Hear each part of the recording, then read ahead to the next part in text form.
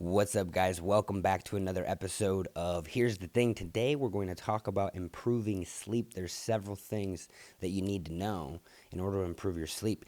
And as we go into 2023, what you're going to need to know about going into sleep in 2023, if you're hearing this on January 1st or January 2nd, what you did the morning of last Thursday is more impactful than what you did this morning if it's Sunday or Monday.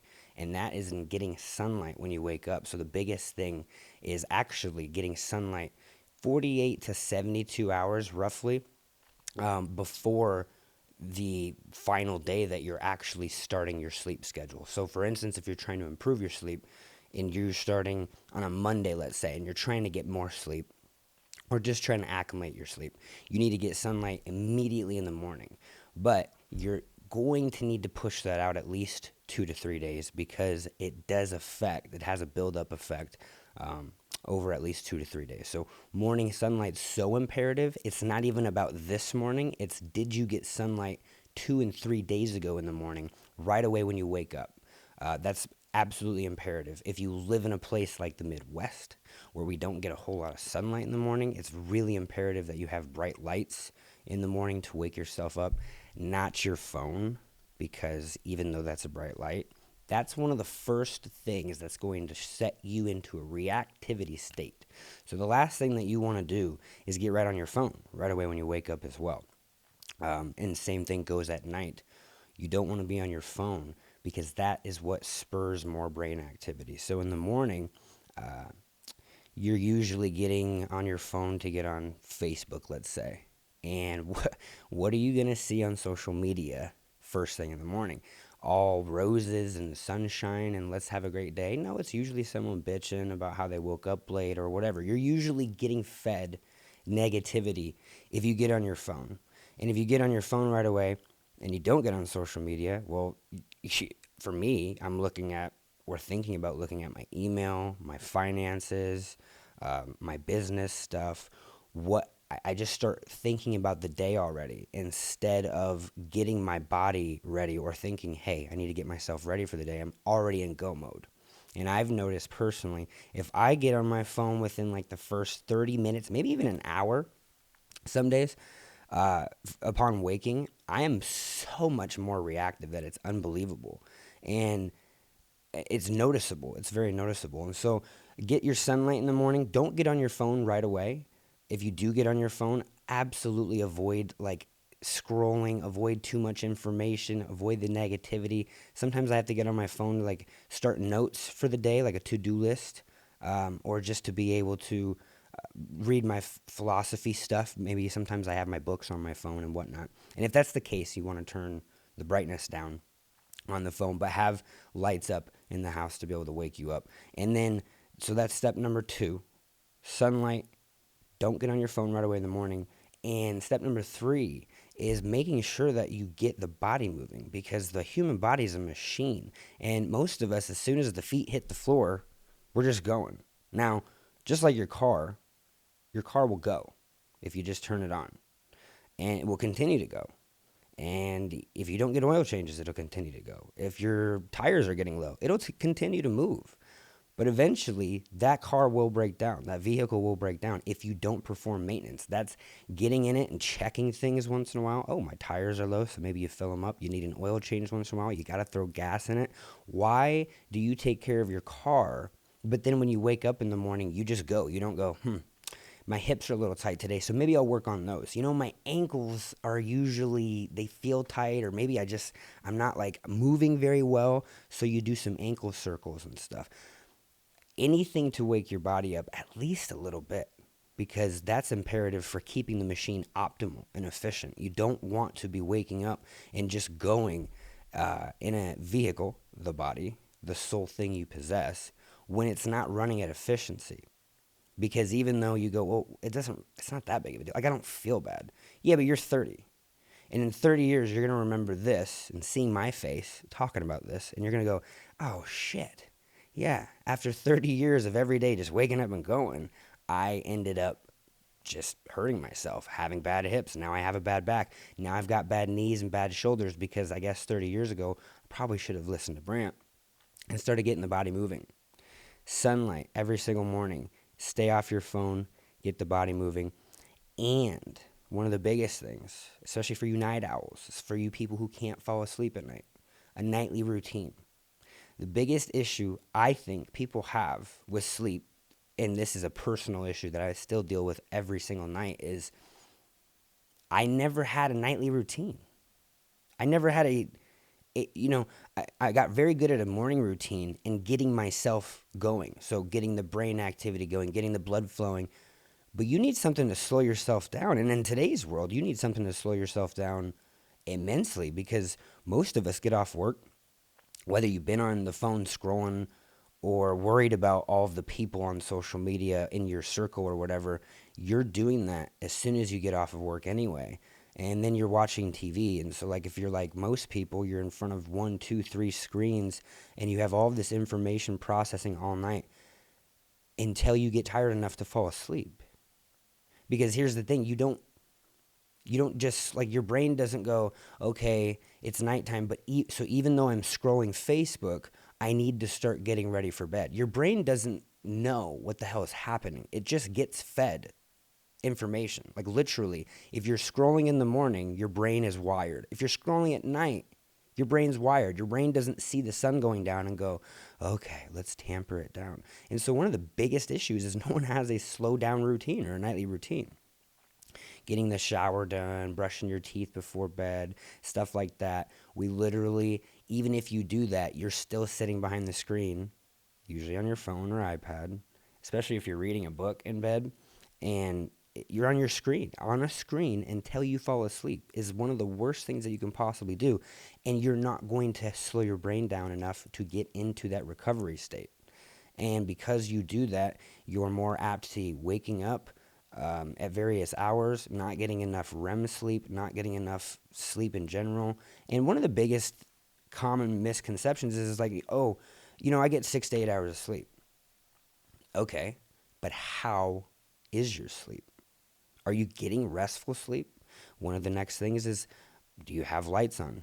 A lot of people have the TV going. I've had a TV since the dawn of time for me in my room, and it's been on like my whole life. And so having some kind of like white noise, having some kind of noise has been almost imperative for me to fall asleep. And obviously, like a fan or an air conditioning unit, some kind of other white noise is much better than just having the TV going on your favorite show or whatever and falling asleep to that, because then you get these commercials or you get different scenes with sound effects that maybe the sound effects are twice as loud. And so maybe you don't notice that, an explosion happens in your favorite movie that you fell asleep to, but you probably got sleep disturbance because of that just huge change real quick in sound and sound waves. So keeping a volume at a minimal, unless it's going to be a consistent white noise, but also light, any amount of light at all. In fact, one of the main factors that a lot of the experts even talk about is even those little, like if you're staying at a hotel, those little blue lights, those tiny little blue lights you see on like the alarm clocks and shit, people will go and block those out with like a Band-Aid, because getting any amount of light into your eyes, for some reason, just disrupts sleep. So it's super unfortunate, but you got to sleep in a really dark room. And I'm a culprit for not doing that very often as well. And temperature. Why do we wake up? Have you ever thought of what wakes you up? Like sometimes you wake up. Have you ever heard you wake up at like 2:30 or 3 in the morning because like someone's watching you, or like there's a ghost watching you or something like that? Well, why do you wake up in the morning? What the fuck triggers that? Like what wakes you up? It's temperature. So your body hits a certain temperature. Your body temperature starts to go up after like 3 or 4 in the morning, or after like, I think it's like 3 to 4 hours of sleep. Your body temperature starts to slowly rise. And once it hits a certain point, you wake up. And it's harder to go back to bed. You could, but that's the thing that gets you up for the day. And so controlling your temperature in your room is incredibly important. Keeping that cool is incredibly important. So much so that now some of the bigger companies release cooling pads where you actually sleep on a pad that you keep at a lower temperature. And so if your house, for me, we keep our townhome like at 72, 73 degrees, and then we keep the room at like 68. And that way we stay cooler. If you can keep your body cooler for longer, the body wants to be more in a rested state when it's cool, and it wants to stay in a rested state. And so that's why maybe if you've woken up really hot and sweaty, you're not necessarily like waking up because you're sweaty. You're waking up because you're hot. Like when the body gets warm, it just wakes up. Like it can't really sleep that well. And if you've ever noticed, like maybe if you've been in a really hot environment, or it's been really humid or muggy wherever you've been, and you've been like struggling to fall asleep or get any sleep, that's because the body has to cool down. And if the body can't cool down, you're not going to get very good sleep. So you got to get rid of light.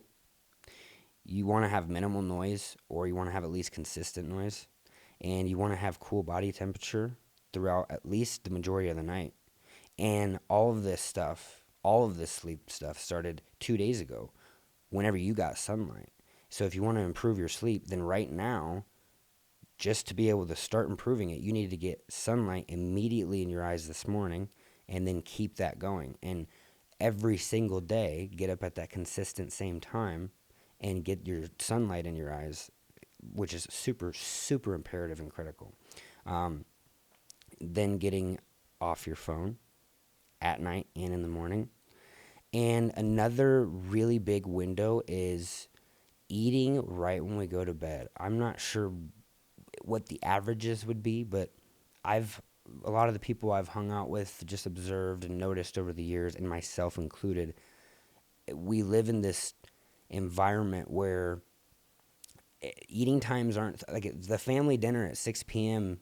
at the dining table isn't a thing. I mean, I don't even think dining rooms are really considered like a room that is used anymore, unless you have a bigger family. Like I never had family meals. We never had a defined time to eat, and because we don't have defined times to eat anymore, we snack a lot. And because we snack a lot more, especially at night, because do you ever like how much more often do you wake up in the morning and go, "Damn, I really want that Snickers bar," than you will at night? Because at night always is when I want to eat that food. So we're more apt to snack at night if we're not in that frame of mind where it's like, we eat family dinner at 6.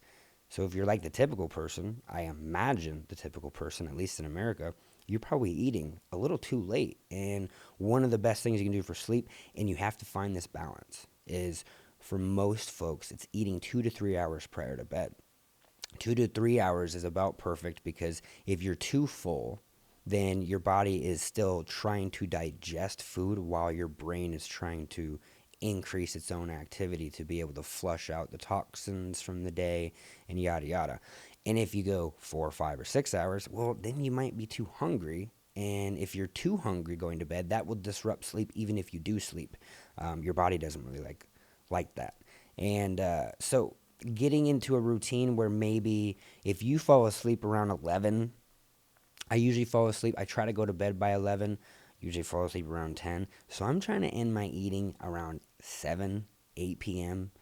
and definitely trying not to eat right up until bed. Some people can go longer. There's people that won't eat for 8 hours before they go to bed and they're fine. I don't think it's really defined as the human being. I think it's defined as the individual. And I don't think it's even defined as, oh, well, I have to eat right before bed or I don't get good sleep, or, oh, I have to eat like at least 8 hours or I don't get good sleep. I think it's really consistency. I really believe most of us figuring us out has to do with an individual level of just finding our own balance, but doing something long enough that your body can adjust. Trying to improve your sleep and going, yeah, I wasn't on my phone at night and it was tough, but like, yeah, I couldn't fall asleep, so I threw a show on, and then I got up in the morning and I tried to do that sunlight thing, but I forgot, and I don't know, I just don't think I can improve my sleep. It's like, well, you did that one day. Imagine trying something to improve something for like 2 weeks, and then maybe your body starts to adapt to more of that consistency. So maybe it's not just looking at it like, oh, individually, this doesn't work for me. Well, how long did you do it too? So that's the other note to self to take, is following all these rules is huge, but doing so or adding them in slowly and keeping them going over weeks to tamper with them is imperative, because how else are you going to learn? And the first step is figuring out where you're at. Well, why don't I get good sleep? Most people say, I don't really get that good of sleep. In fact, one of my clients the other day, I said, how was your sleep last night? And my client John said, well, never really thought of that. I don't really get good sleep. Like, okay, well, why did you never slow down in the last 60 years and go, am I getting good sleep, and what would good sleep be, and what would good sleep feel like? Do you question if you're tired? And if you're tired, you go, yeah, I just don't have any energy all day. Why? Is it because of your sleep? Is it because of your diet? This is the stuff you have to question. You have to question it to end up figuring it out. Figure out where you're at and why you're not sleeping well. Now you start dissecting that stuff on an individual level, and then you start implementing these tools. And then you keep revamping, you keep re-optimizing. Maybe one of the tools doesn't work for you at all. Maybe the eating rule, just you have to throw that out the window because that just screws with you.